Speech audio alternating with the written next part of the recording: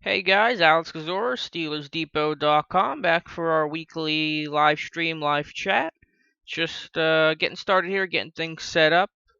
Just trying to post a link to the chat in a couple different places so we can get some people on and talk a little Steelers. Go over the Jets game, preview the Dolphins game, and what other questions you guys might have. So I know we think we have one person watching right now. Thanks for tuning in. And if you have a question, let me know. You can talk in the YouTube chat, on Steelers Depot, on Twitter, however you can reach me, whatever is most convenient for you. So I'm gonna just get the link posted in a couple places, and once we get some people in here, we'll get things started.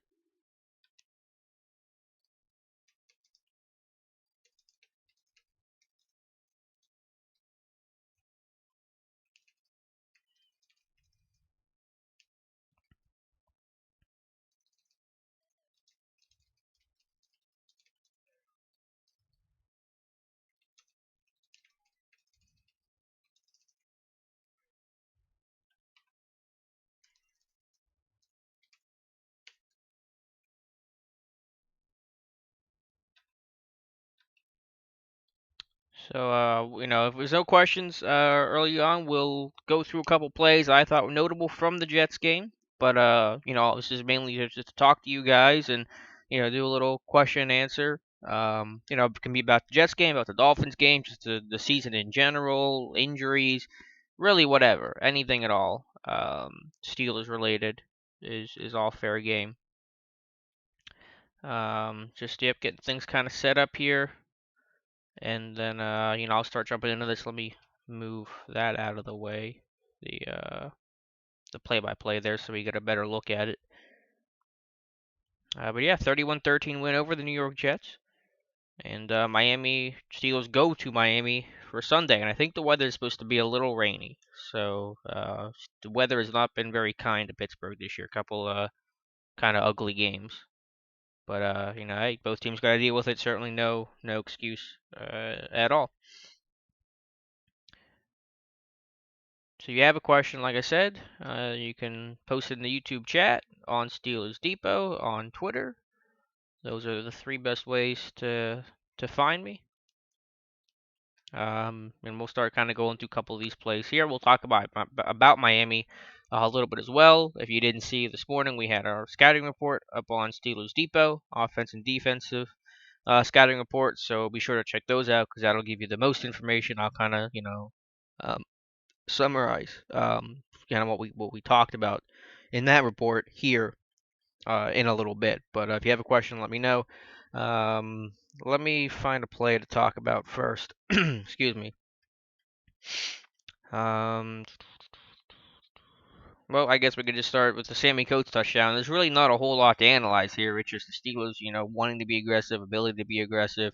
You get a motion Coates across the formation. Steelers did a lot of pre-snap motion against the Jets. I think it was, what that mainly does is kind of help give you an idea. Do you have man coverage or do you have zone? If the cornerback follows, most likely man. If he doesn't, someone else takes him. It's most likely some sort of zone coverage, which isn't going to tell you everything, of course. There's so many variations, and defenses become so complex, but it's going to help you a little bit. So you got a good feel you got man coverage here with Marcus Williams, number 20, following Sammy Coates. That's what ends up happening on this play. Really, I don't know. There's a communication issue here. You see Williams pretty animated at the top, but it's just going to be a vertical concept, one on one. Not entirely sure what the coverage is supposed to be here. This is supposed to be some sort of variation on cover three. You see the safety here, Calvin Pryor, not getting to the hash, like you would think about in some sort of cover two. I think a large part of it because they're so concentrated on trying to take away AB, so they're playing trail technique underneath, rolling the safety over the top. So they end up putting the other safety in the middle of the field instead of playing, more, someone on, the hash is a little off, and the other safety, to really play the deep half. They're so focused on AB that they can't have the middle of the field totally open. So I'm not entirely sure if this is some sort of quarter half, cover six variation. I don't really think it is, but I think AB has an influence on this because he's drawing the safety so much. Unless Pryor just screwed up and didn't get to his landmark, but you can just see how quickly Sammy Coates gets on top of the route, swaps hips, And then it's just a foot race with him and Marcus Williams. So we'll run this thing through full speed. I mean, Pryor has no chance at that. I don't know if it's a coverage thing. I don't know if it was just a bad job of him getting to a spot, but there's no help over the top. And coach is able to eat up that cushion so quickly. Now he's even with Marcus Williams. Now he's got a step on him. Now he's got a lot of separation. He's got, by the time he gets to catch point, you have, a good step and a half, 2 steps. And, it's a great throw by Ben, catches it in stride. And it's a quick touchdown for the Pittsburgh Steelers. So, that's a great way to start things off. We'll look at it from the ends and angle just to be thorough.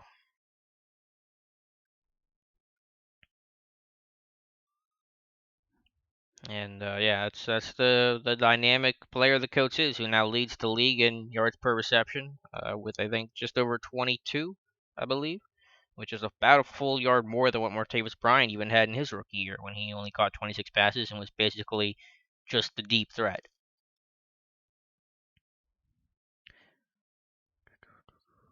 So, thank you guys for joining. Got a good group in here so far. Alex Kozora, SteelersDepot.com for our weekly chat. Starting a little bit later than usual. Just about 15 minutes later. We'll run this for a little bit here, though.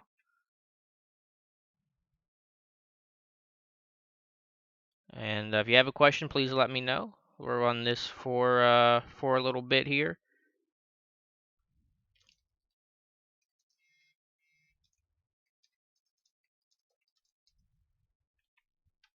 Again, you can ask in the YouTube chat.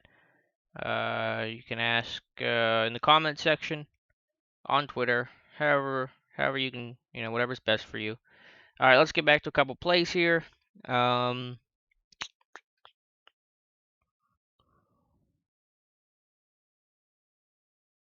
the next best player. Just trying to think of the big notable ones in this game.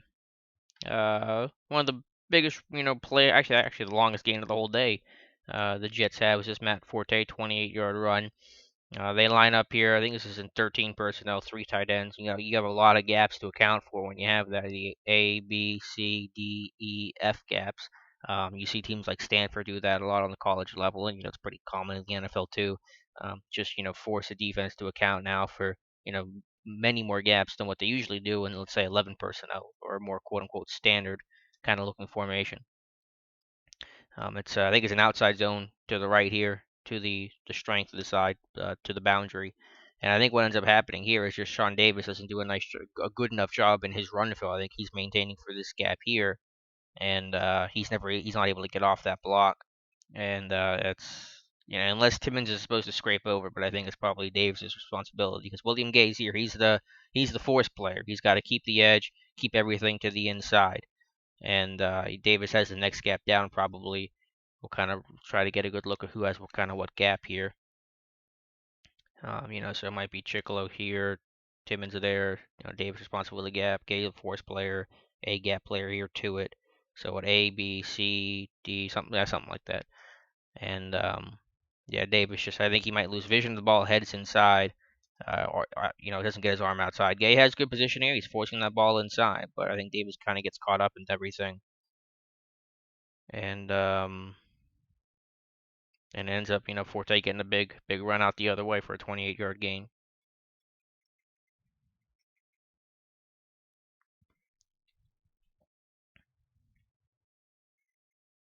So that was the Jets' longest run of the year, actually. 28. Or they didn't have one of 20 yards coming into this game, and Miami actually doesn't this week either. Miami, I think, the longest run this year is something like 17 yards. So hopefully it doesn't happen again to Pittsburgh. We have the Chicolo first career sack, forced fumble. We'll get to that here in just a second.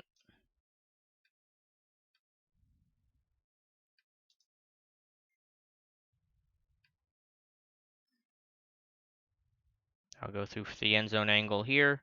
Just a nice individual effort. It's a 3-man rush by Pittsburgh, but it's a really nice individual effort by Chicolo, working here against the right tackle, Benny Gelana.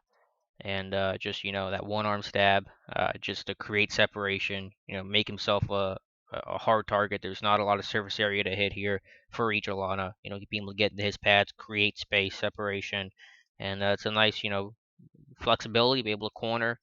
Fitzpatrick's getting some pretty good depth here on, I think what they're trying to do is a screenplay out of this pistol or diamond look in the backfield, actually, I should say. You're kind of getting a couple different wrinkles in it. They're basically trying to do what the Eagles have done, fake the screen one way, throw back to the other, because they have two backs in the backfield, Forte and Bilal Powell. So there's really no time for Fitzpatrick to react, but you get a little bit more depth than usual because it's a screenplay, so you're trying to make sure you get your depth so you have time to get the ball out. But still, it's a nice individual effort by Chiclo, forces the fumble, Jets do recover, but it kind of kills their drive, forces them to settle for a field goal. Putting the ball out there, Fitzpatrick has to get under it. That's almost a turnover. So it's Anthony Chicolo's first career sack, forced fumble, which congrats to him.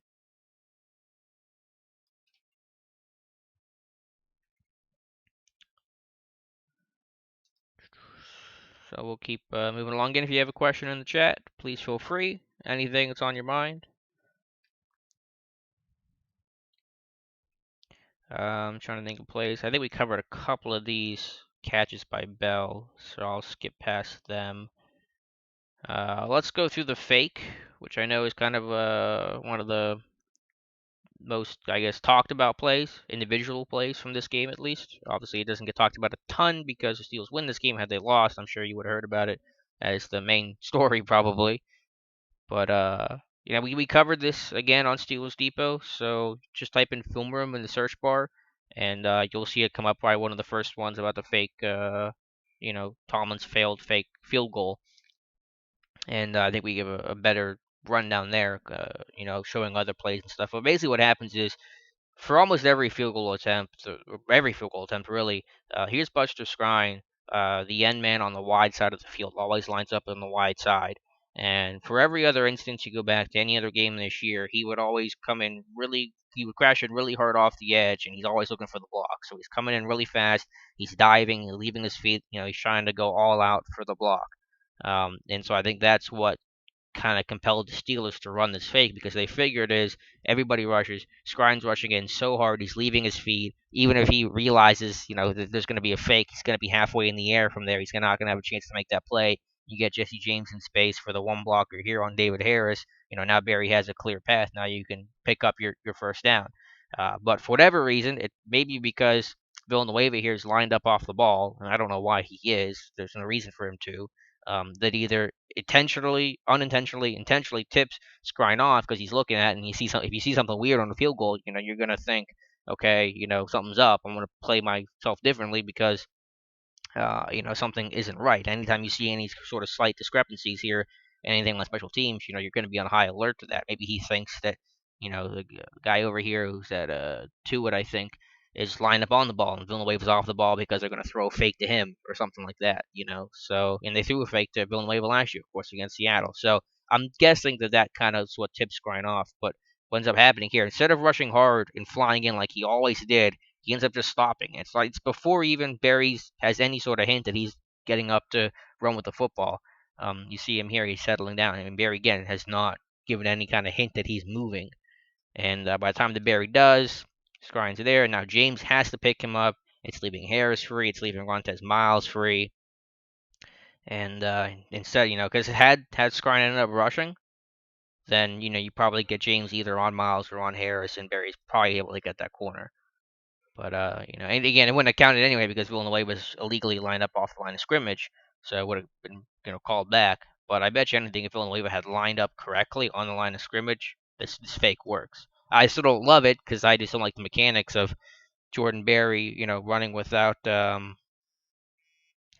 option to throw the football because he really can't throw the football because he really doesn't. He never did. College. He was an Aussie rules player. He did a punt pass at Eastern Kentucky because he'd rather punt the football off of his foot as a pass, which is the thing that existed and the thing that actually worked against Morehead State. You can look it up on YouTube.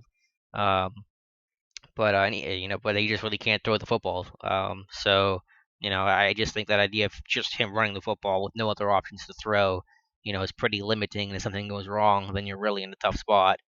But that was a rationale, and I get it. Barry ran a lot of fakes. I think he ran at least 8 fakes in college, so it's not something that he's foreign to. It's not like he's never run a fake before. He kind of knows how to sell things and not tip his hand. And I'm sure he wasn't.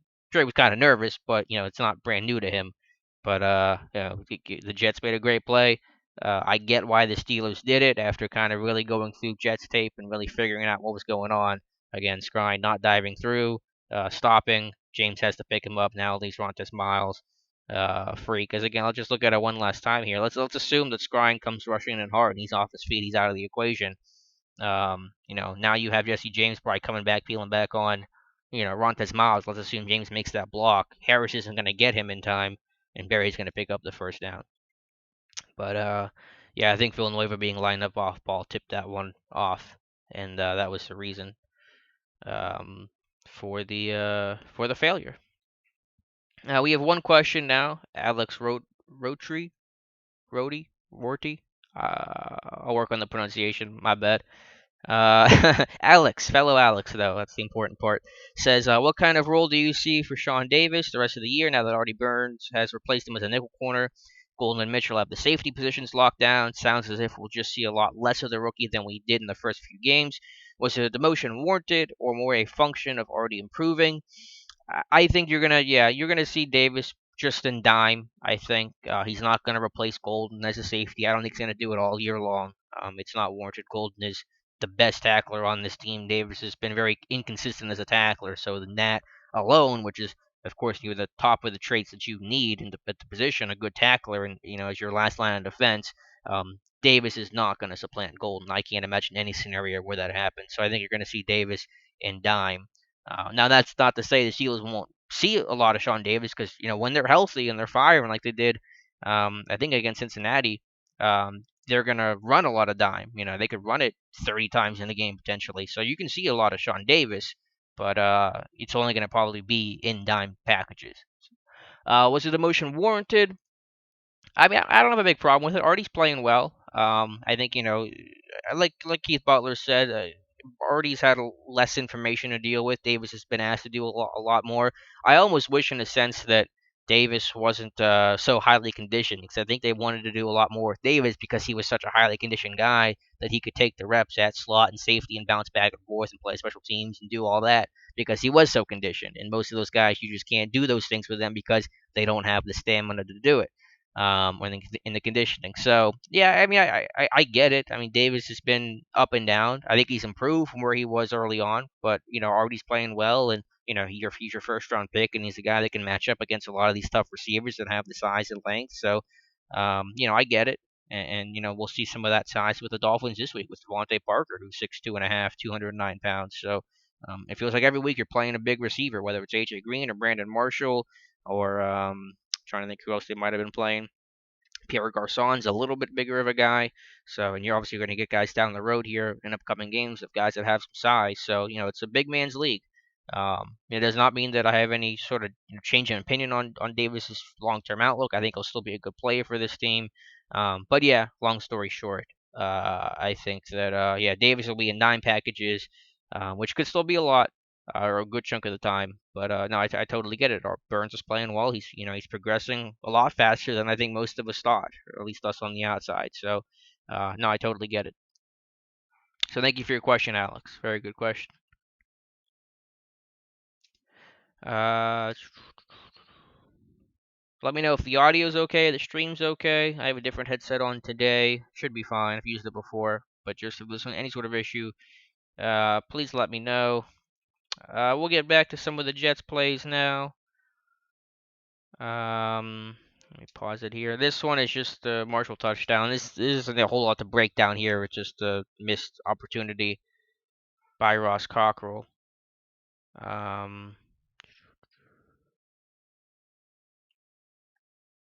And just man coverage down here at the bottom. And Cockrell has a chance to make a play on the football. He gets a piece of it and just goes off his hands. So there's really not a whole lot to talk about there. You have opportunity for an interception, and they just can't finish the play. But no, Cockrell really got better in the second half, though. I don't. I think it's probably fair to say he didn't have as much help against Marshall than he did against AJ Green. But I thought Cockrell at catch points was really competitive. I think his tackling was improved. I don't think he missed a tackle in this game. He's not going to be a forceful physical, impactful guy like even William Gay is, but I think his tackling has improved a little bit, which is key. I still want to see it against the run, though. You don't really see Ross Cockrell supporting the run very much and getting his hand in the pile and kind of doing some of the dirty work. But he's done relatively well against Marshall. He did a really good job against AJ Green, so I think they have a lot of confidence in him. Hey Alan, good to see you, man. If coach is okay to go, do we call up a receiver? So your receivers, what you'll have: AB, Haybay, Rogers, Coates, no Wheaton. No, I think you go with four receivers. Yeah, I guess it just depends. Is there a risk of him having to come out midway through the game if something happens? If he really re-injures that hand, or if there's, I don't know if he's still gonna be playing with stitches. If he still has stitches, could he rip the stitches out?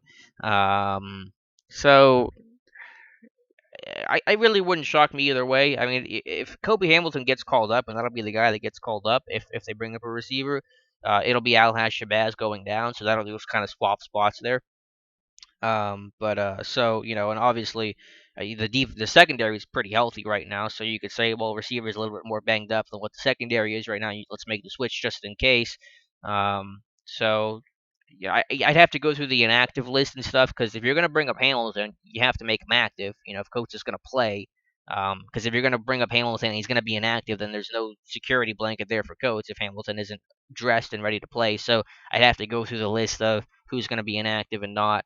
I think it was six Steelers ruled out today, so that's all but one of your inactive list. So you could say that the six that would have been ruled out plus Zach Mettenberger make them inactive. So you could call up Hamilton, bring down Shabazz, and then you can definitely dress Hamilton. I'm just kind of working through this right now with you guys. So I guess it just depends on your level of comfort about the risk of re-injury for Sammy Coates. They have enough numbers. I mean, you can go in the game with four receivers because even if you lose one, you still have three. You can still do your 11 personnel. You'll be relatively fine. It's just a matter, I guess, of re-injury and just in case something happens. And just knowing the health in the secondary now is a lot better. You can bring Shabazz back down. So long story short, my guess is if coach is okay to go, my guess is no, they're not going to bring up Hamilton. And obviously, if coach is inactive, or he's not going to play, then yes, they're going to definitely bring up Kobe Hamilton, and Hamilton will dress against the Dolphins. And we'll find out tomorrow because Saturday at 4 p.m. is the deadline for practice squad players to call up. And so, obviously, if Hamilton does not get called up, then coach is playing, at least in some capacity. And if Hamilton does get called up, then we know that coach is probably not, gonna play. So we can kind of find that out before Sunday's official inactive list Sunday morning. So thank you for your question, Alan.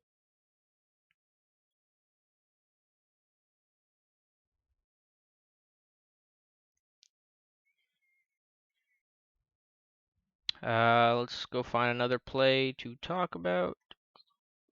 Still in the first half here. We'll do a little discussion on Miami too, probably here. I'll let some of the tape run through, and we'll do a brief thing on Miami. Let's find one more play. Allen says, what is his strengths? Is he a slot guy or outside? He's mainly an outside guy, but he did play some slot in the preseason. I think he's got some speed. He's got some wheels. He's a guy that has nice size. I forget exactly what he is. He's like 6'2", 200 plus pounds. So he does have some speed. He made some nice catches. I think he's able to make some difficult grabs. He had won the preseason. I can't remember what game it was, but down the left sideline, I remember it was almost a one-handed catch. So he's got a nice catch radius. He adjusts the football well. He's got some speed. He's got some size. Yeah, he's mainly an outside guy, but he could play in the slot. Though I don't think he's gonna play any slot if he gets called up. It'll be Eli Rogers, your starter in the slot, and Darius Hayward Bay being the backup. So that's the reason why Kobe Hamilton will get called up and not DeMarcus Ayers because you're already going to have your slot guys because Eli Rogers is back and Haybay can play in that backup spot, and really any of those guys can play in the slot. So you don't need to bring up DeMarcus Ayers because you already have enough guys in the slot. You need guys for the outside because Eli Rogers is not really an outside guy. Yes, he's played a couple snaps there, but he's really going to be primarily a slot guy, and DeMarcus Ayers is definitely just a slot guy. So that's Hamilton's strengths and weaknesses, but hopefully we don't really have to see much of that because I want to keep this group healthy and impactful. This is a completion to Bell. I'll just look at this real quick while it's up.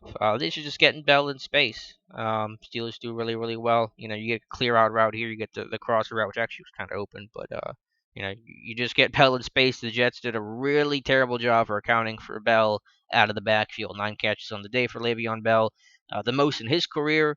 The second most the only one of two players, I should say, in Steelers history by a running back to catch 9 passes. Him and Franco Harris, only two running backs in Steelers history to catch 9 passes. Harris has the record at 11.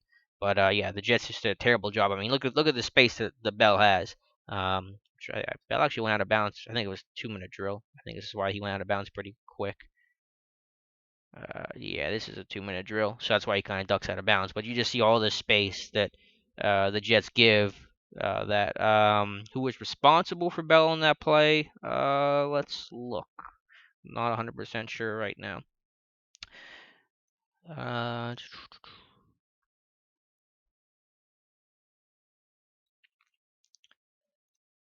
that's a good question. They bring both linebackers, the Jets do, and I feel like one of the linebackers shouldn't have blitzed. Like it's one of those green dog blitzes where if the back stays in, yeah, you can blitz, but if the back peels out, you have to go with him because the Jets here are in 2 man, where they're playing a two high shell and they're playing man coverage underneath, trail technique underneath, playing the inside hip, taking away underneath and breaking routes while the safeties play over the top. You actually get a nice little rub route here. I'm pretty sure it's probably the strong side linebacker to this play. Let's look from the end zone angle.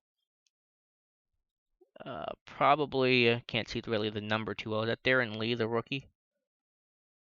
Yeah, Darren Lee and David Harris both blitz, and I'm guessing one of them should have peeled out on and taken Bell to the flat. So it's a great recognition there, wide open in space. But yeah, the Jets just did a really really bad job of accounting for Le'Veon Bell all day, and that's why Bell catches 9 passes and really help lead this team. So the Jets had a lot of problems on defense. And again, here, again, wide open. Ben misses Bell on this throw. We'll look at it from the end zone angle, but wide open space. That's another 15-yard gain.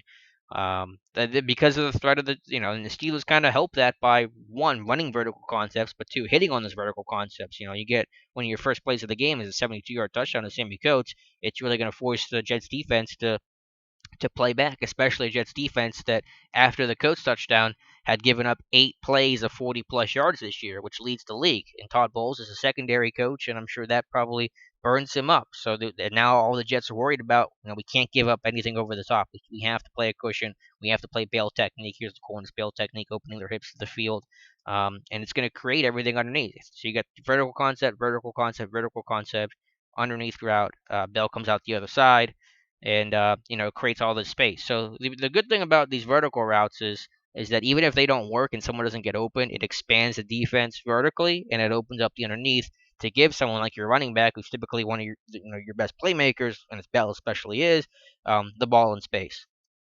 Again, unfortunate misfire here, but you can see the idea behind it.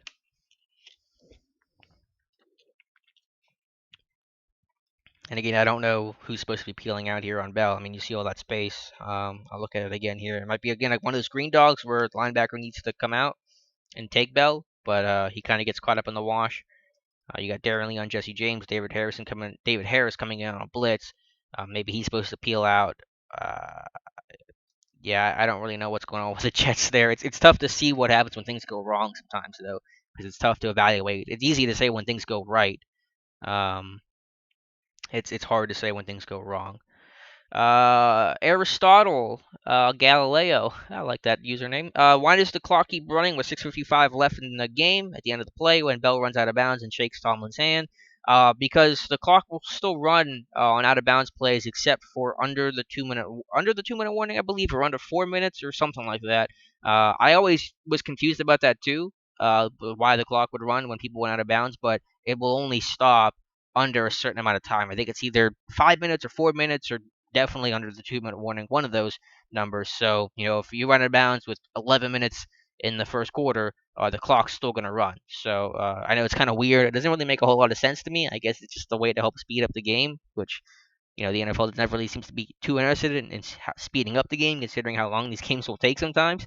But yeah, it only stops, under a certain amount of time, which I think is like 4 minutes or something like that. I mean, completions, of course, the clock will stop, but not running out of bounds. And Alan, yeah, you could be right about that too. Maybe that's why I was so confused. 'Cause I remember a couple of years ago thinking, why does that happen? And I think I've looked it up or someone tweeted about it or something. So I'm not, I was right there with you, Aristotle, where I was kind of confused about what's going on there too. But yeah, clock will still run in some of those situations. David says, "What do you make of the Carlos Williams signing?" I'm not surprised by it. They obviously had interest with Williams a couple weeks ago, but now that his suspension is over, now that I'm sure he's probably in better football shape, he's gotten his weight down, his conditioning's better. It's no surprise to see the Steelers, bring him on.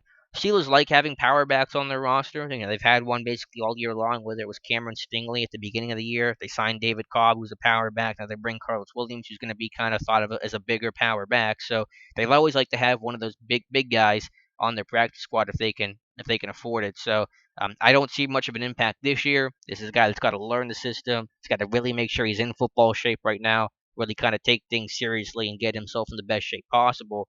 And if they have to bring up any running back at all, it'd probably be Daryl Richardson, just because he's in football shape. He's been in games before. He's been with the team this whole time since the winter when he got signed to a futures deal. So I think next year, there's a possibility there that he could really be in play for a number three spot. Or if, and hopefully this doesn't happen, but if D'Angelo Williams does not come back, I remember he's in the last year of his deal. You have options to replace him there. So any chance he wins the backup job? Again, I'll just see what happens with D'Angelo Williams. I think he'll be back. I expect him to be back. But I think that you add security blankets in that, knowing that Bell situation and Debo situation.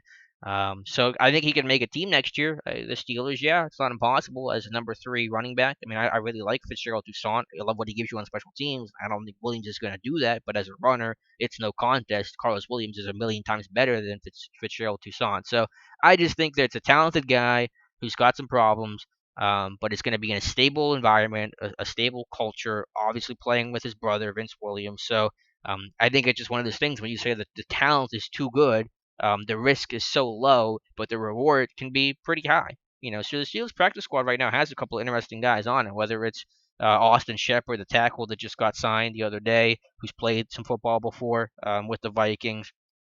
And now a guy like Carlos Williams, Daryl Richardson, who's played a lot of football his rookie year. He got a lot of time. So I think they're just trying to stock talent and just trying to find guys that have some long-term upside. And that's a great way to go about it for your practice squad. So I'm excited about it. Not dancing or anything, not stamping my feet, but next year I can see Carlos Williams having an impact. So I think it was a very smart move by Pittsburgh, and not a surprising one given the interest they had. The reports, a couple weeks ago when they worked him out and reported there was interest in him.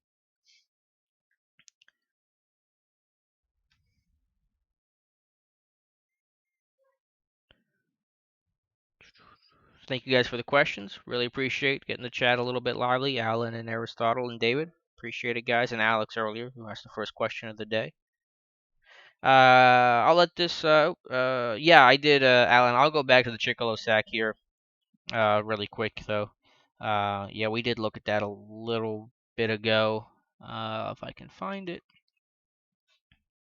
just in case, because I'm sure other people are coming in new and haven't watched either.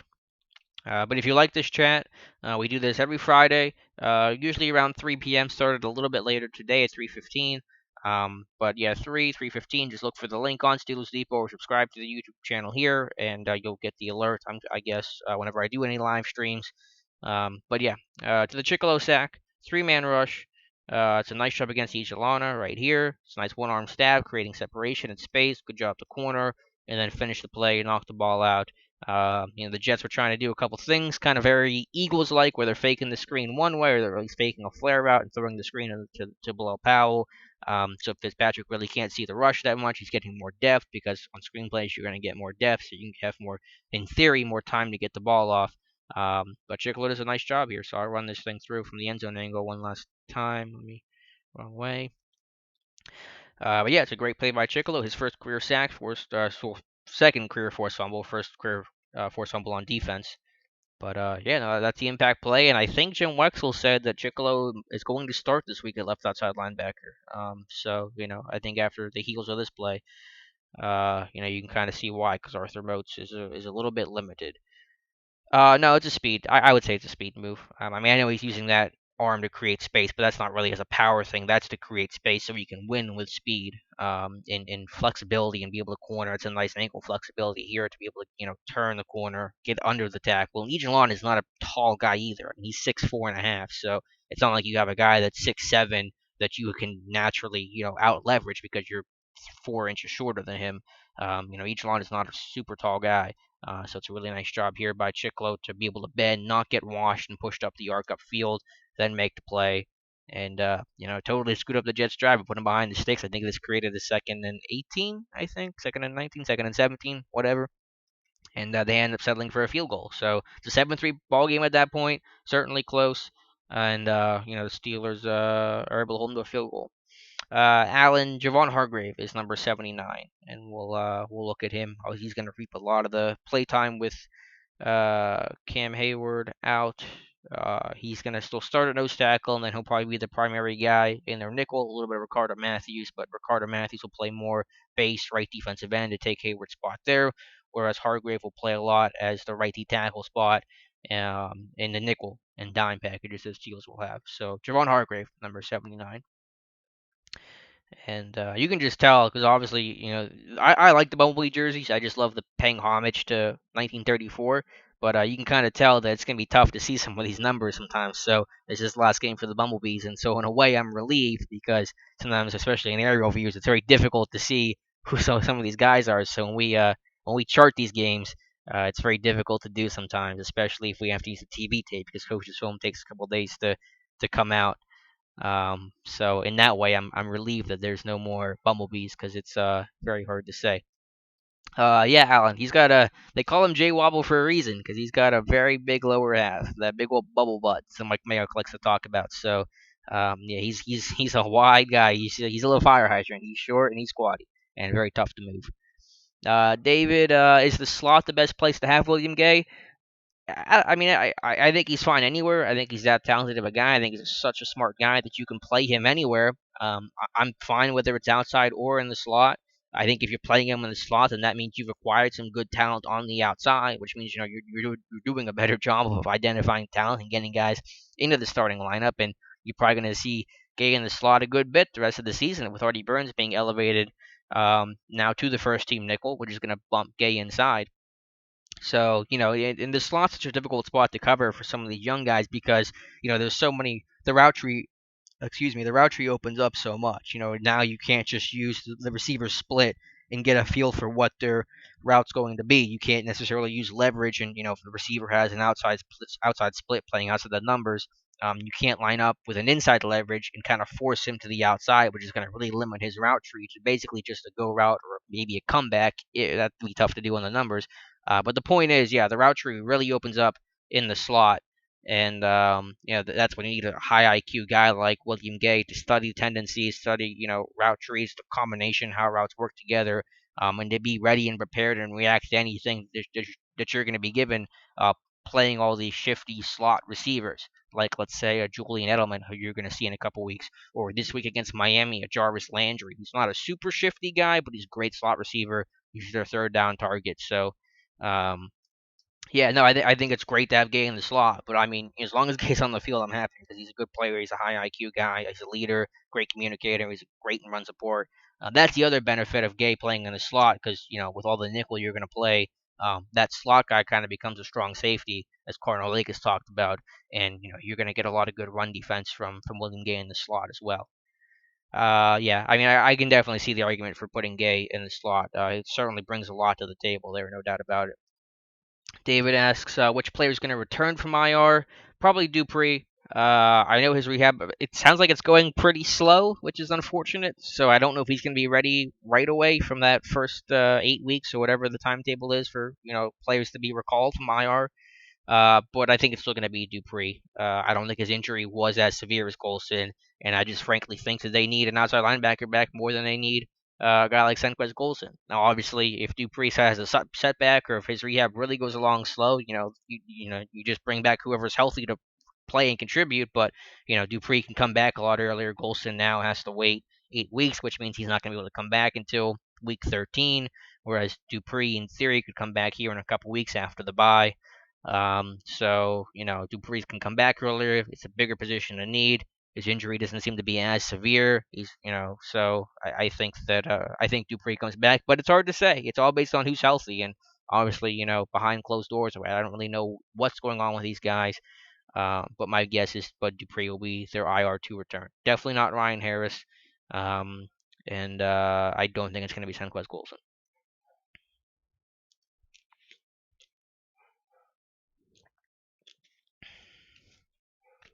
I'll let the Jets tape run through here. Couple things on Miami. Yeah, that offense is really struggling right now. They have 10 and outs the last 2 weeks. They have 21 and outs on the season, which is tied for the most in the league. Yeah, Ryan Tannehill is struggling. His third down completion percentage is one of the worst in the NFL. He's thrown more interceptions than he has touchdowns. He's been sacked 17 times, including 6 last week against the Tennessee Titans. The line is getting healthier, so that's one good thing for Miami is they're going to get Brandon Albert back at left tackle. They're probably going to get Laramie Tunsil back at left guard. So that line's going to probably be the best it's been all year because Mike Pouncey's also back as well. He's been dealing with an injury. He came back last week and played well against the Titans. So, David, are you am I trying to be some sort of assistant? No, I appreciate the kind words, David. But no, I'm full time with SteelersDepot.com. Been there since I graduated from college. What is it now? A year and a half ago or whatever it is. So no, this is what I do. No, not going anywhere else or anything like that. So just my job, and I'm definitely happy to get to do it and get to talk to you guys. So yeah, that's what I do. But yeah, Miami. Um, what I want to say, what was I going about? That the run game has been kind of stagnant. Um, Oh, okay. I'll get back to the questions here. Yeah. Did anybody ever say anything about Missy Matthews' minor stroke during the first game? I remember that. That's obviously got to be a tough spot to be in. I imagine that there was a problem with the truck, some sort of audio problem, or somebody in her ear, a producer probably saying something to her, trying to feed her information, and while she's on air and trying to give a report. I was a communication major in college. Certainly nothing of the magnitude of a Steelers preseason game on KDKA. But I've been behind the scenes. I've been a sideline reporter before. It can be tough to do. So you got to give someone props for doing that because it just when things go wrong, especially in the preseason, because usually you have your director. He's probably going to be your same guy, but you're hiring some new people, new camera guys that are just going to be freelancers or whatever.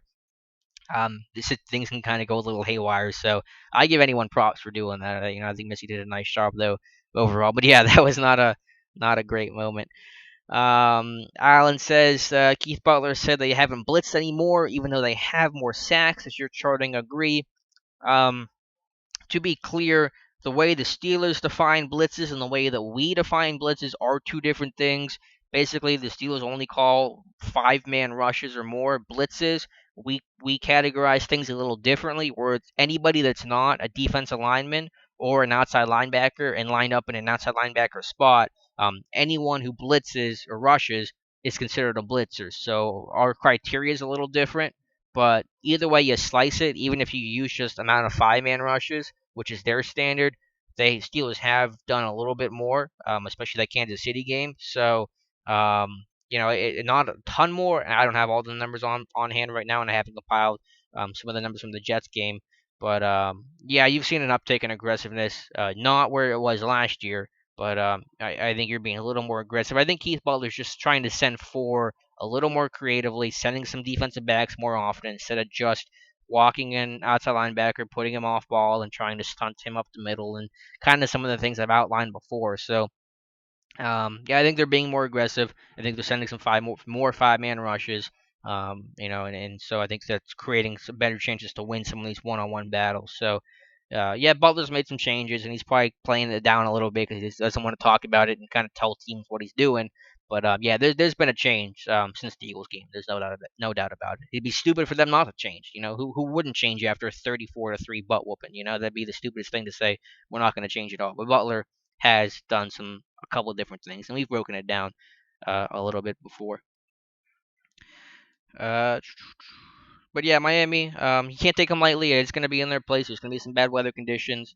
That front four still has some talent defensively. They do a heavy rotation, so you're going to be facing fresh bodies basically the entire game. So that could be tough for the Steelers' offensive line and pass protection. Um, yeah, I like what Dave Bryan said on the podcast today. That was about just running the football, getting those guys gassed, not letting them pin their ears back, not getting behind the sticks. That's what Tennessee did to them last week. Tennessee rushed for over 250 yards, averaged 5.7 yards per carry, and you could see those defensive linemen for the Miami just get gassed, hands on hips, and no pass rush at all because anytime that they had opportunities to get after the quarterback, they're tired. They don't know if it's going to be a pass. No, I like the game plan that Tennessee had, and Steelers, can do some similar things.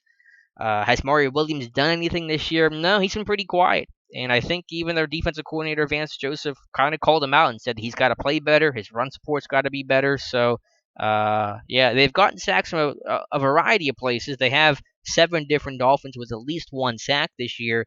But Ndamukong Suh, I think, is the only one that has at least 2.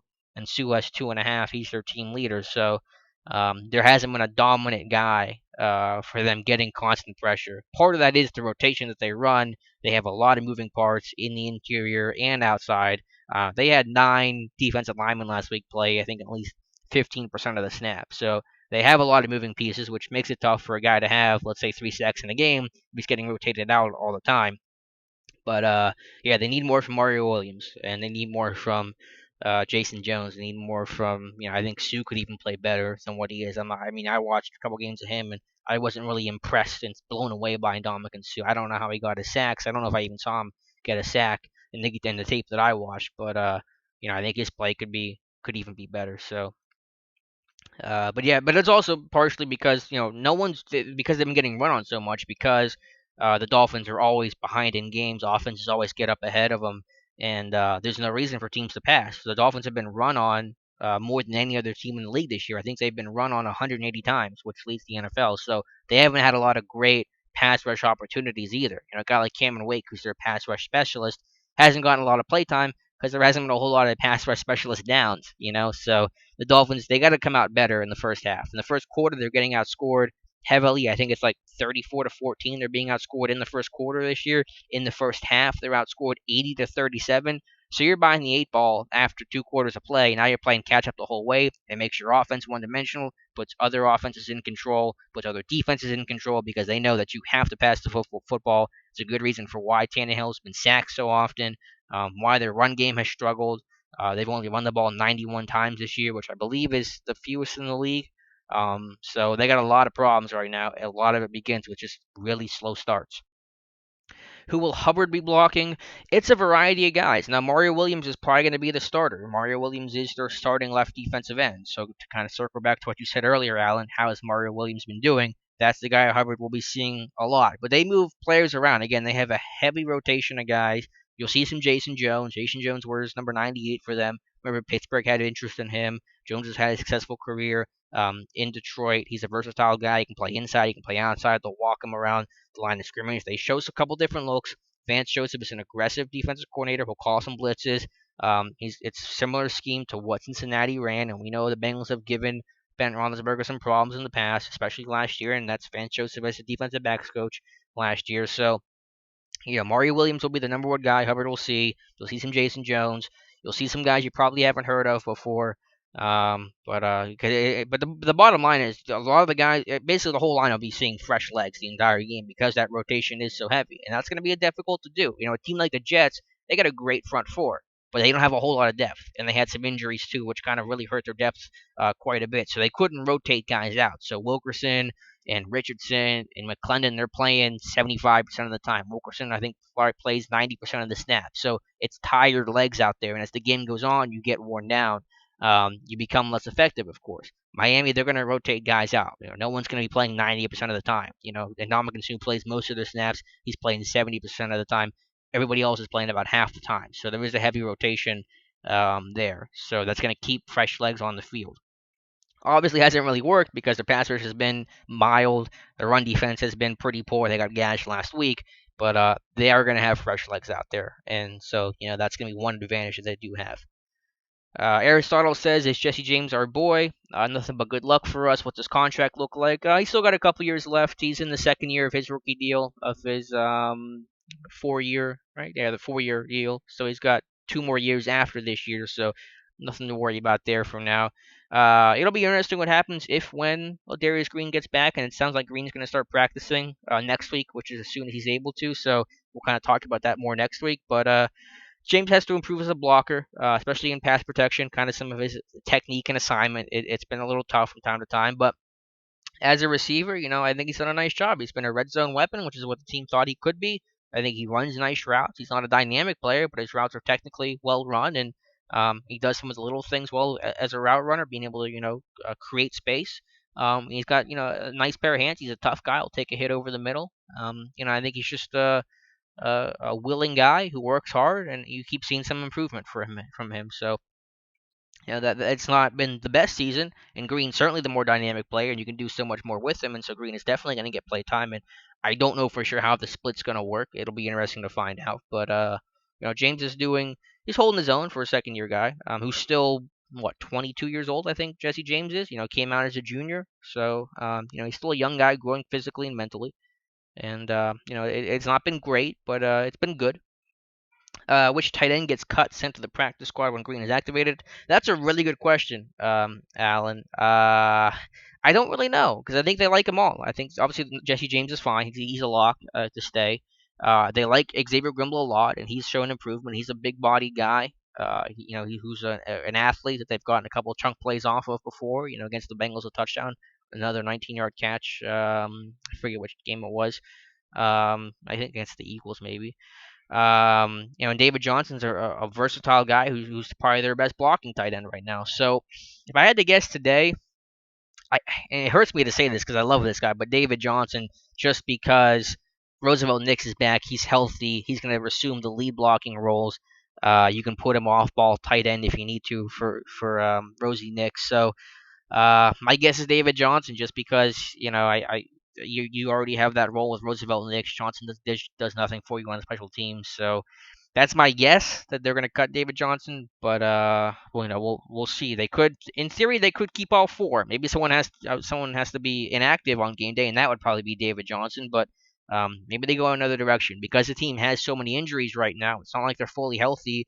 And they can't cut anybody else. With the injuries that they have, they might keep four tight ends because of the injury bug and what they're dealing with. So we'll try to see that landscape next week. We'll see what happens week to week with other injuries and who gets healthy and who gets banged up and all that. But if you made me guess right now, it's either they're gonna keep all four, but or cut David Johnson.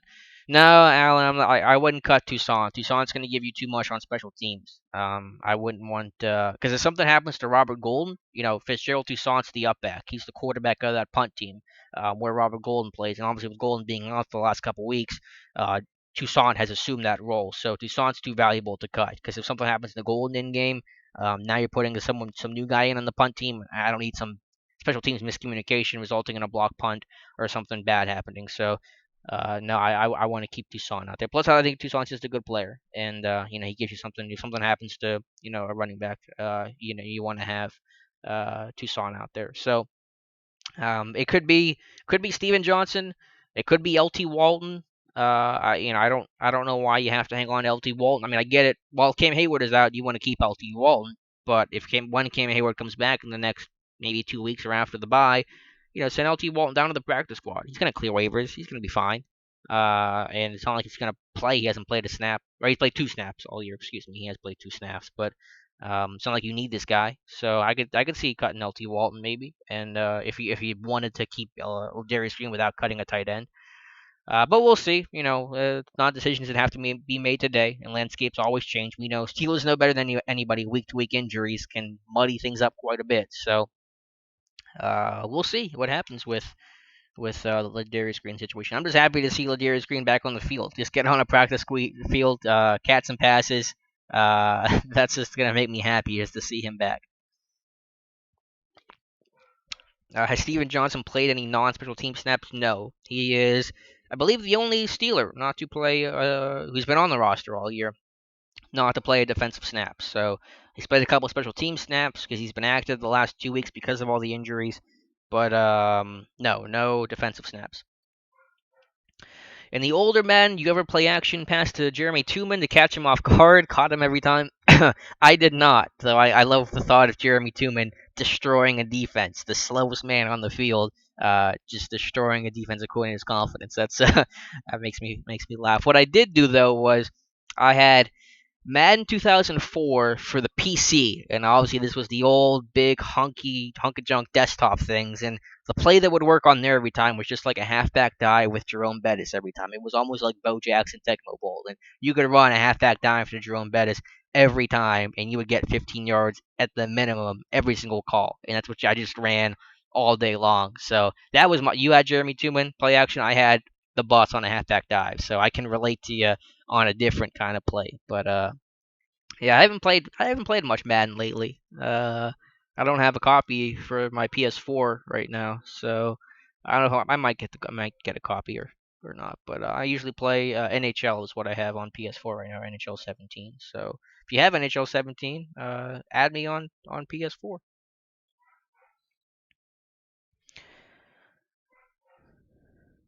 We'll go a couple more minutes here for the chat. See if we got questions in. Uh, let's see. Mark Hansen asked a question on Twitter. I don't know if he's in the live chat or not, but he's asking. So Sammy Coates, excuse me, can't talk today. Sammy Coates, start him or sit him this week in your fantasy league. I would probably explore other options just because of the injury. The matchup's great against the Dolphins, but check with his health because you're just not sure if he's going to be limited at all or if he'll play. Obviously, if he's not playing, don't start him. I might go another direction this week though, just in case. Okay, I don't know if Mark was in the live stream or not, but if he is, now he has an answer.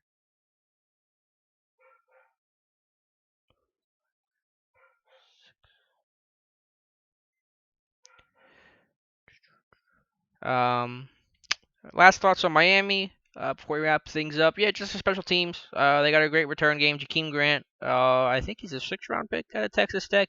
One of the most dynamic players. And so he's going to have to be contained. He had a 74-yard punt return against the Titans last week to tie that game up. So he's going to be a big threat. They ruined it. Aristotle, are you talking about Madden ruining? They ruined Madden with the tabs and interface. Is that what you're referring to?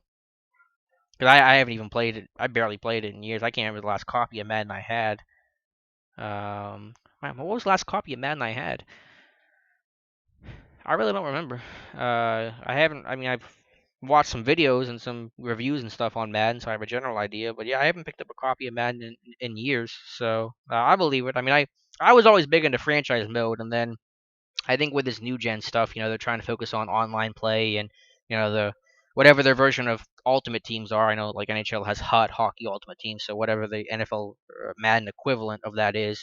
So their kind of focus has been on that interaction and online stuff, which I totally get, and they're probably right to do it. But I was more of just play the franchise for 5 years and see how well you can make your team hum, rather than playing online. So yeah, I kind of got lost. I think that's why I lost interest in Madden because they really stopped investing in the franchise mode in there.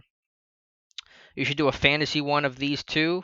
A fantasy football live stream. Oh, you don't want my fantasy football advice. My leagues they're all terrible, and I am the worst at fantasy football advice. So I will ruin your league. The best advice that I could give you is I will give you my honest opinion of a fantasy football question, and then you should do the opposite of that because that's more likely to come true than anything that I said. That would actually be the best way to take my advice. Is so, hear what I say, then do the exact opposite of what I recommend, and you'll probably win more often than I'll be right. That's kind of the way it goes for me sometimes. I feel like, but yeah, not very good with the fantasy football advice. All right, Aristotle. Thanks so much, man. Appreciate it. Again, we'll be back next Friday at 3. So if you're around, it'd be great if you could tune back in. Really appreciate you guys stopping by and asking some great questions. Love talking to you guys. It's really highlighted the week for me. So if you're not around for this, we have the mailbag Thursday at 2:30 p.m. Eastern time, which we run for an hour, which is on Steelers Depot. It's article. It's not a video thing. It's just a live chat, normal chat. So we have that. And then yeah, we have this every Friday at 3. So more people that are on, more people watch and ask questions. The more fun it is. Like today was really fun, and I'm glad that people were able to get on and ask some questions. And it's a lot better than me just kind of trying to pick out plays and talk to them, and not really sure if people are interested or care about it, or if that's what they want to see. So the more questions and the more people that are on here, a lot better these things go. And today was a great one. So if you have a last, I'll go another minute or two. If you have one last question for anybody that just joined the chat, feel free to ask on the YouTube chat, on Twitter, on Steelers Depot. Yeah. And if you joined in late or if you missed part of it, these are archived. They'll be up on Steelers Depot in the link that's already on there now. The article's up right now, and it gets archived almost immediately. I think it takes a little bit of time to process and officially archive the video.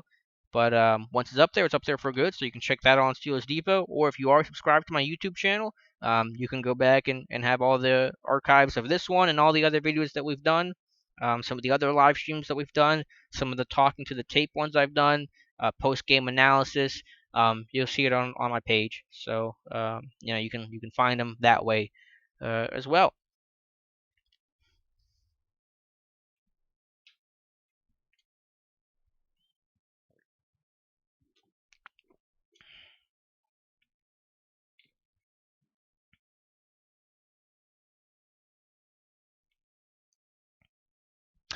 All right, guys. I think we've just gone for about an hour, so I'm going to wrap things up and probably end the live stream. But again, we'll be back in a week for Friday at 3. And if that does change for whatever reason, the time changes, you will see it in the Thursday mailbag. I will write a little post either at the beginning or at the very end saying the what time it is, but it should be at 3. Joey, I'll get to this real quick here. Do you think Carlos Williams will be added to the active roster? I don't. I think he needs to get in football shape first. I think he's a long-term investment, a next-year guy. Of course, should there be an injury, that could open something up for him. But we have Dale Richardson on the practice squad right now, who's been with the team since the winter, is in football shape, was played on Sundays for the team this year, and might have a little more special teams value, maybe a tiny bit. So he could get the call up before Carlos Williams could. But as of the landscape right now, you have your 3 running backs. I see no reason to make a change. Williams needs to learn the system, learn the scheme, buy into the culture, get in shape, get his weight down, get highly conditioned, be the best Carlos Williams that he could be. So I think that's where the focus point for him right now has to be, rather than worrying about am I going to get called up? Can I play on Sundays? So interesting long-term signing though, no doubt about it, and I'm excited about that move. Low risk, like I said earlier, and a pretty good reward because we saw what he did at Buffalo last year. He can be a dynamic player. So thank you, Joey. Yeah, I know you. I don't know if you just got here, Joey, but we are gonna wrap up the stream here in a minute. Um, but we'll be back next Friday at 3. And again, like I said, this will be archived on Steelers Depot and on my YouTube channel, so you can always check it out there. All right, guys. Thank you so much for watching and tuning in. Really appreciate it. Great turnout this week. Awesome questions. Really love talking to you guys. And we'll talk to you next week.